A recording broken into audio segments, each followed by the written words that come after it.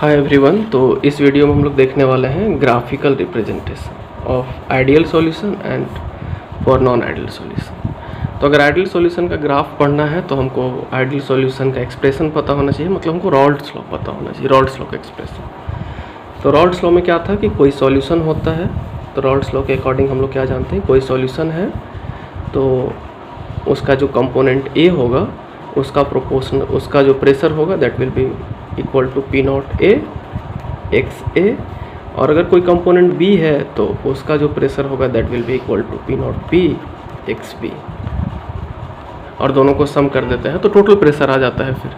तो रॉल्ड्स लॉ ही बताता है कि pressure is proportional to their mole fraction, mole fraction ज़्यादा होगा तो उसका पार्शियल प्रेशर भी ज़्यादा होगा। तो इसी एक्सप्रेशन का यूज़ करके हम लोग आइडियल सॉल्यूशन के लिए ग्राफ प्लॉट करेंगे। देखते हैं कैसे प्लॉट करते हैं। तो करेंगे क्या कि इस तरीके से हम लोग एक एक्सिस ले लेते हैं, यहाँ पर ये वाई एक्सिस है और ये एक्स एक्सिस है। अगर इस एक्सप्रेशन को, ये जो एक्सप्रेशन है, इस एक्सप्रेशन को किसी एक को भी अगर हम इसको स्ट्रेट लाइन की इक्वेशन से कंपेयर करें, y equals to M X plus C से,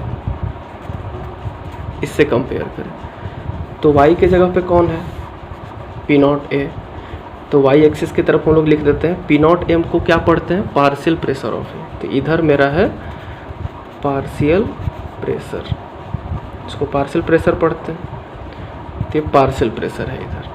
फिर उसके बाद m के जगह पे क्या है, m के जगह पे है पी नॉट ए, ये m के जगह पे है। x एक्सिस की तरफ कौन है, एक्स ए, मतलब मोल फ्रैक्शन ऑफ ए, तो इधर मोल फ्रैक्शन ऑफ ए हो गया। अब मोल फ्रैक्शन ऑफ ए का यहाँ पे वैल्यू हम लोग कितना एज्यूम कर सकते हैं, 0।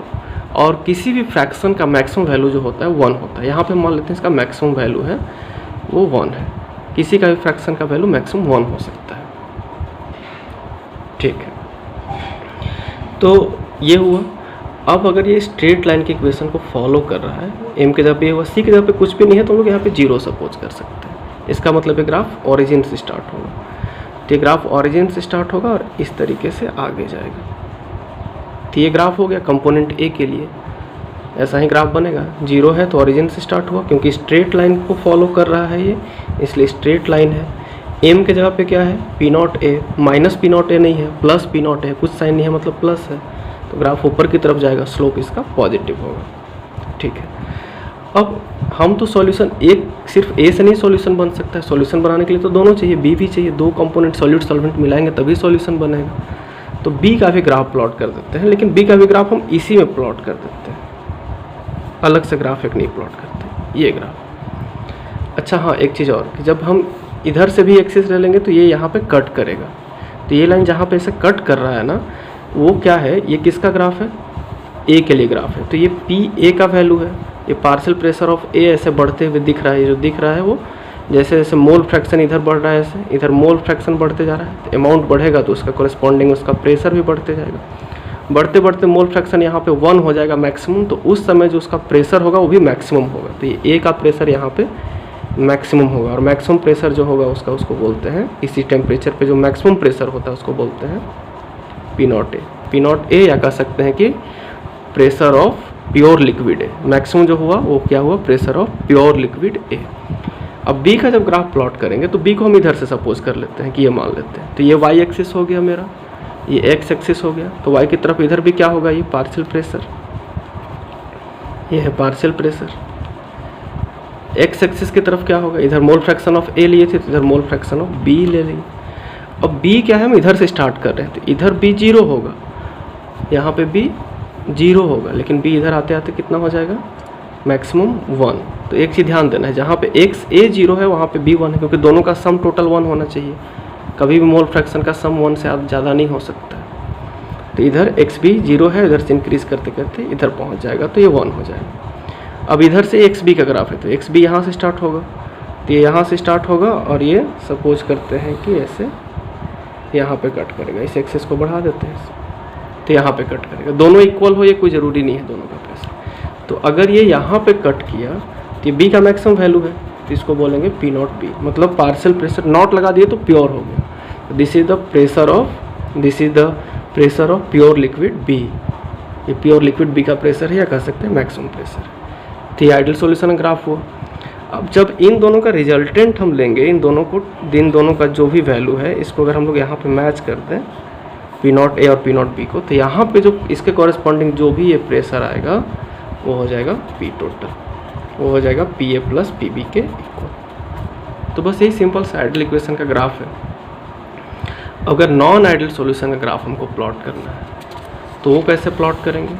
तो नॉन आइडियल का सॉल्यूशन का ग्राफ भी प्लॉट करना बहुत आसान है। अगर हम आइडियल का प्लॉट कर सकते हैं तो नॉन आइडियल का भी प्लॉट कर सकते हैं। बिल्कुल इसी ग्राफ को, आइडियल वाले ग्राफ को ही पहले से प्लॉट करके रख लेना है। सिंपली ऐसे प्लॉट कर लिए, ये आइडियल सॉल्यूशन का ग्राफ है, इस तरीके से ग्राफ प्लॉट कर लिए। यहाँ पे था ये पी बी है, पी नॉट बी है, जैसे ये ग्राफ प्लॉट किया था अभी वही है। ये पी नॉट ए है, किसी भी तरफ ए और बी को ले सकते हैं, वैसे कोई प्रॉब्लम नहीं है। लेकिन ध्यान ये देना है कि अगर हम इधर पी नॉट बी ले रहे हैं, अगर ये बी है तो यहाँ पे बी जीरो था, तो यहाँ पे अगर हम ध्यान देंगे कि अगर हम यहाँ पे पी नॉट बी लेते तो यहाँ पे पी नॉट बी को जीरो करना पड़ता। तो ये ध्यान देंगे, अगर चेंज करेंगे तो सबको चेंज करेंगे। अब ऐसा नहीं है रिस्ट्रिक्शन कि इधर ही बी लेंगे, बी इधर भी ले सकते हैं। खैर, अच्छा एक चीज़ और, ग्राफ से एक चीज़ और क्या पता लग सकता है? अगर ये पी नॉट बी का ग्राफ ऊपर में यहाँ पे इसका दिख रहा है और पी नॉट ए नीचे की तरफ दिख रहा है, तो इसका मतलब ये हुआ कि कॉन्ट्रीब्यूशन बी का ज़्यादा है, बी ज़्यादा प्रेशर एग्जर्ट कर रहा है कंपेयर टू ए जब प्योर है तो इतना ही प्रेशर एग्जर्ट कर रहा है, लेकिन बी जब प्योर है तो इतना प्रेशर एग्जर्ट कर रहा है। मतलब बी में प्रेशर एग्जर्ट करने की एबिलिटी ज़्यादा है। तो प्रेशर कौन ज़्यादा एग्जर्ट कर सकता है? जो जल्दी से गैस बनेगा। तो जल्दी से गैस कौन बनता होगा? बी अगर ज़्यादा प्रेशर एग्जर्ट करता है, इसका मतलब बी जल्दी से गैस बनता है, जल्दी से गैस में कन्वर्ट हो जाता है, वेपर में कन्वर्ट हो जाता है, यानी कि इसमें स्कैपिंग टेंडेंसी ज़्यादा है। तो यहाँ पे इससे ये भी पता चलता है कि बी इज़ मोर वोलाटाइल। जैसे अगर पेट्रोल है तो जल्दी से उड़ जाएगा, तो जल्दी वेपर बन जाएगा, तो उसको अगर बंद करके कहीं रखेंगे तो ज़्यादा प्रेशर क्रिएट करेगा वो। तो अगर ग्राफ ऐसे ड्रॉ किया हुआ है, अगर यहाँ पे ए होता तो ए ज़्यादा वोलाटाइल है, लेकिन अगर बी यहाँ पे ज़्यादा प्रेशर एग्जर्ट कर रहा है, तो इसका मतलब ये जल्दी से गैस में वेपर में कन्वर्ट होता होगा, तभी तो ज़्यादा प्रेशर एग्जर्ट कर रहा है। तो जो जल्दी गैस बन रहा है, जल्दी जल्दी उड़ जा रहा है, वेपर बन जा रहा है, इसका मतलब वो ज़्यादा वोलाटाइल है, मोर वोलाटाइल। तो ग्राफ से ये भी हम लोग कंक्लूड कर सकते हैं। तो नॉन आइडियल का ग्राफ देखना है तो ये आइडियल का ग्राफ पहले प्लॉट कर लिए। ये यहाँ पे पी ए यहाँ पे जीरो होगा, यहाँ पे पी बी जीरो होगा। ये पी बी का ग्राफ है, ये पी ए का ग्राफ है, ये पार्शियल प्रेशर है दोनों का। ये पी बी इधर इंक्रीज कर रहा है और ये पी ए का ग्राफ है। ठीक है, अब क्या है कि इधर एक्स ए यहाँ पे पी ए का वैल्यू मैक्सिमम है, यानी कि एक्स ए यहाँ पे आते आते 1 हो गया होगा और एक्स बी यहाँ 0 होगा, लेकिन एक्स बी यहाँ आते आते 1 हो गया होगा, क्योंकि इसके सामने पी बी है।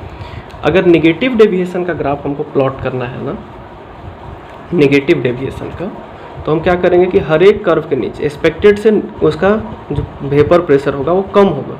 तो जैसे हम एक्सपेक्ट ये कर रहे हैं, लेकिन उसका प्रेशर इससे कम होगा, तो ग्राफ नीचे से आएगा, ऐसा ग्राफ बनेगा। मतलब ये जो लाइन है इसके नीचे से ऐसे ग्राफ बनेगा। वैसे अब इसको छोड़ दिया, अब इसको देखेंगे। अब इस लाइन पे कंसंट्रेट करें, इस लाइन पे। तो अगर इस पे हम कंसंट्रेट करें तो इसका भी एक्सपेक्टेड है कि ये होना चाहिए, इसको फॉलो करना चाहिए रॉल्स लॉ, लेकिन नेगेटिव डेविएशन शो कर रहा है तो उसको फॉलो करेगा नहीं। तो उस लाइन के जस्ट नीचे से ग्राफ आएगा, ऐसा बनेगा। तो टोटल प्रेशर भी इसको फॉलो करना चाहिए था, ये होना चाहिए था टोटल प्रेशर, लेकिन इतना नहीं होगा, इससे कम होगा, तो वो ग्राफ भी नीचे से जाएगा। तो ऐसा अगर ये ग्राफ है, इसका मतलब ये नेगेटिव डेविएशन को शो कर रहा है।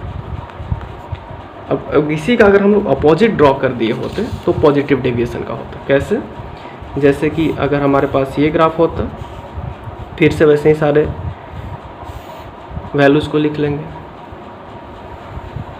यहाँ पे हो जाएगा पी नॉट बी, यहाँ पे हो जाएगा पी नॉट ए, इधर एक्स ए इक्वल टू हो जाएगा 1, इधर इंक्रीज़ करेगा और ये 1 हो जाएगा। इधर एक्स बी इधर इंक्रीज़ करते करते 1 हो जाएगा। यहाँ एक्स ए 0 होगा, यहाँ पे एक्स बी 0 होगा। ये पी ए का ग्राफ है, ये पी बी का ग्राफ है। तो अगर पॉजिटिव डेविएशन शो कर रहा है तो उसका जो वैल्यू होगा एक्सपेक्टेड से ज़्यादा होगा, मतलब इस लाइन को फॉलो नहीं करेगा, इससे ऊपर से आएगा। वैसे ही इस लाइन को अगर हम बात करें सिर्फ इसकी, तो इससे नहीं आएगा, इससे नीचे से नहीं आएगा, इसके ऊपर से उसका वैल्यू आएगा। ये टोटल प्रेशर का है, तो इसको नहीं फॉलो करेगा, इससे ज़्यादा होगा प्रेशर, तो ये पॉजिटिव डेविएशन ग्राफ होगा।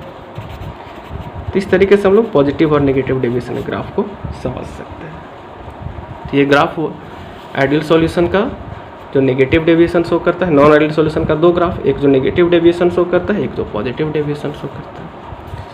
तो इस वीडियो में बस इतना ही, फिर नेक्स्ट वीडियो में देखते हैं। Thank you.